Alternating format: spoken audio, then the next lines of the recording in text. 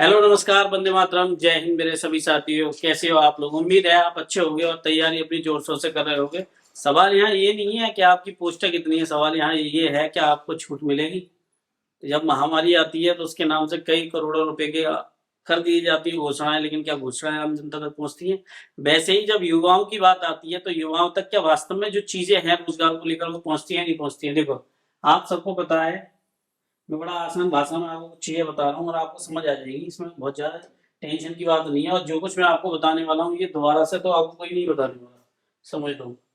आपको थोड़ा सा टाइम लगेगा किसी भी चीज को समझने के लिए, इसलिए वीडियो को लास्ट तक देखते रहना। सब कुछ क्लियर कर दूंगा मैं आपको इस वीडियो में, उसके बाद टेंशन आपकी खत्म।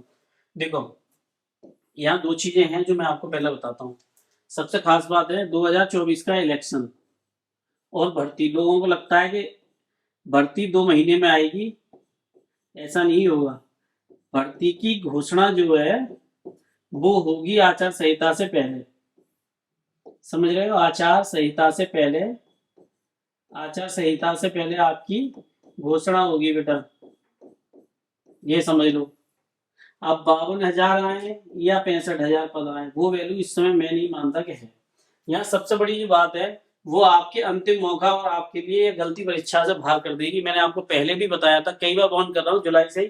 मैं ज्यादा कभी कहता नहीं हूँ आपसे, मैं हमेशा समझाता हूँ कि बेटा देखो, कोई भी काम करो बट ऐसा काम करो जिससे कि आपको कोई नुकसान ना हो। लेकिन आप करोगे बार बार तो आपको वही नुकसान उठाना भी पड़ेगा। बड़ा साधारण सी बात है। देखो, कागज समझ लो ताकि गलती कोई ना हो। पहली बात समझ लेना, 1 जुलाई लिख लो, कहीं नहीं हो तो 1 जुलाई 2023, और यही सेम 1 जुलाई 2024। आपके पास सर्टिफिकेट, घर आरक्षण चाहिए तो आरक्षण के कुछ कागज होते हैं और उनमें सबसे महत्वपूर्ण कागज होता है मूल निवास और जाति प्रमाण पत्र। जाति प्रमाण पत्र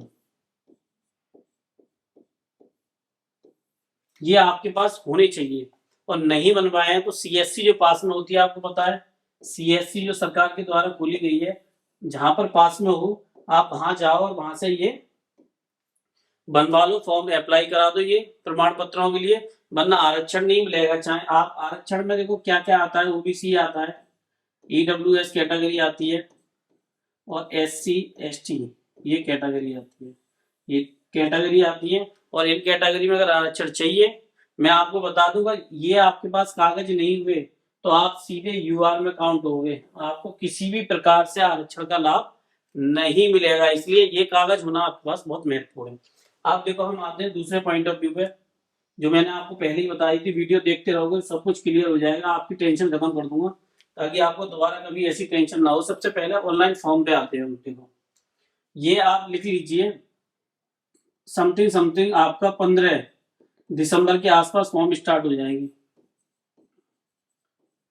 ये ज्यादा लंबा समय नहीं है। आप लोग सोच रहे हो क्या है, ये मैं आपको बता रहा हूँ, यूपी ही तय करेगी कि भारत का प्रधानमंत्री कौन होगा। ये हमेशा यूपी ने तय किया है, देख लो, इतिहास उठा के देखो। हमेशा 15 दिसंबर तक जितने राज्यों में अभी चुनाव हुए हैं उन सबकी क्या हो जाएगी, उन सबका डाटा आ जाएगा। उसके बाद ये यहाँ से तय किया जाएगा 2024 के इलेक्शन के लिए कि यहाँ कोई गलती ना हो। गलती ना हो तो सबसे पहले युवाओं को रिझाया जाएगा, और युवाओं को रिझाने के लिए एक ही मात्र तरीका अपनाया जाता है, वो है रोजगार।